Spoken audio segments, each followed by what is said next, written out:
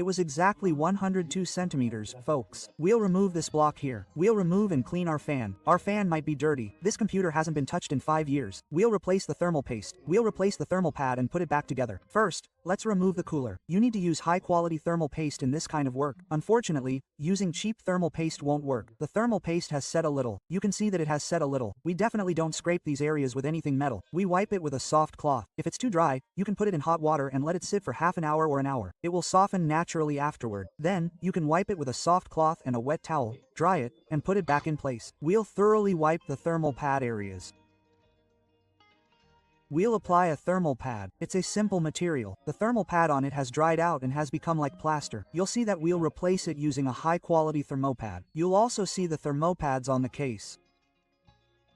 We'll replace it with a new thermopad. Our thermopads are complete. Now let's apply the thermopad. Let's continue. Before applying it, we clean the surface of our chips with a soft cloth. We apply a small amount of thermopad, only covering the chip. We've disassembled and cleaned our board. We use grease. I can say it's more effective for this type of work. We apply the grease to the pan's shaft bearing. When we use a thinner grease here, after about a month of rotation, it also heats up and releases the grease. The drum starts making noise. We wipe the copper blocks with a dry cloth to remove dust. This is the most important point, folks. You'll need to adjust it so that it stays in place. You look at the screw holes millimeter by millimeter and release it. If you move it 3 times, because the thermal pad's area is so small and the chip is so shiny, the thermal pad here will unfortunately fall onto the processor. When that shiny area on the copper block comes into contact with the chip, it doesn't cool. This is the case even with high-quality thermopads. Your movements after placing the pad are very important. We absolutely don't move the blocks while tightening the screws. We put our screws one across from each other here and one across from each other.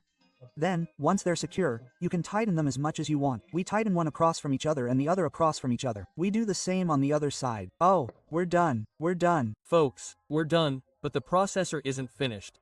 That's 80. Pretty good. So, temperatures like this are normal in a game like this. In fact, if we upgrade our fan, we can probably bring these temperatures down to around 70.